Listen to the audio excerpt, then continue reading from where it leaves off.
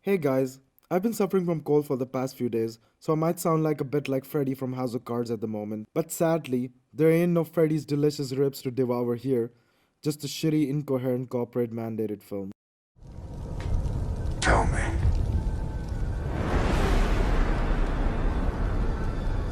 do you bleed?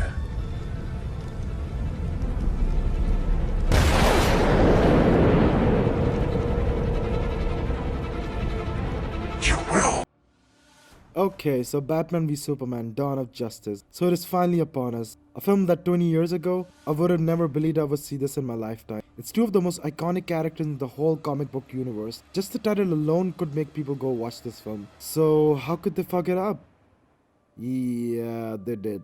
This film is a total mess, to be honest. The story takes place 18 months after the events of Man of Steel and focuses on the consequences of destruction from the last film. Batman is mad at Superman because his Wayne Tower also got destroyed during this chaos, and he vows revenge on him. Meanwhile, Clark Kent is more concerned with the Bat Vigilante running around in Gotham. Also, meanwhile, Lex Luthor wants to provoke Batman to rid the world of Superman, and at the same time, create Doomsday from the Kryptonian DNA that would destroy Batman and Superman altogether. And then there's Wonder Woman who plot is so damn convoluted that it just makes no fucking goddamn sense. And this is the biggest issue I have with the film. Why not just be about the conflict between Batman and Superman? Why does it need so many other pointless storylines that are clearly mandated by the Warner Brothers studios to create the so-called DC universe? But I'll come back to that later. Batman v Superman is for the most part such a mind-bogglingly dull and repetitive exercise that I'm not even the least bit excited about the other DC superheroes and their solo films. You know the clever way that Marvel's universe set up all the other heroes in the solo films? That by the time they made Avengers, it didn't feel forced and seamlessly blended into the universe? Well, DC doesn't have that.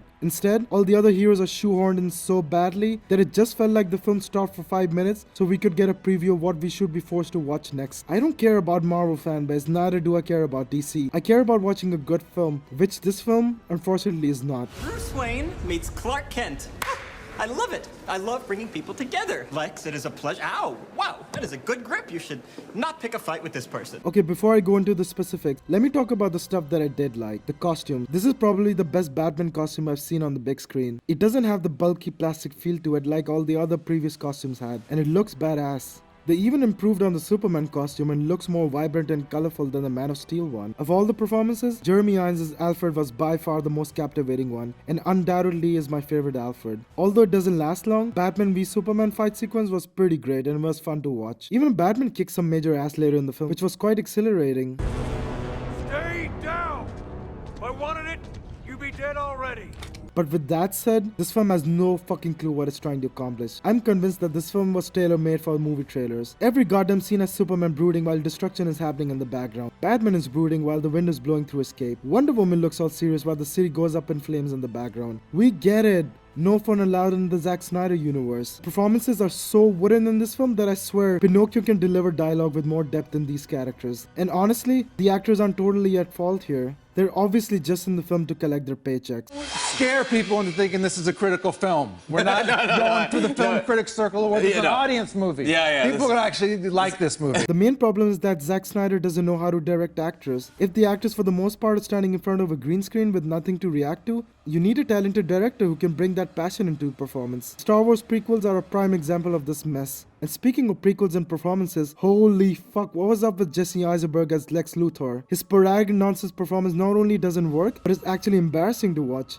I mean, you don't need to stick to the comics, I get it. The movie universe can always be different from the comics. But seriously, it does need to make some sort of sense. It was like a love child of Mark Zuckerberg and Donald Trump put together in the most annoying fashion possible. He seriously was the Jar Jar Binks of this film. So I want to talk a bit about the spoilers of this film. So if you haven't seen this film, click on the link here. Okay, so here we go in 3, 2, 1.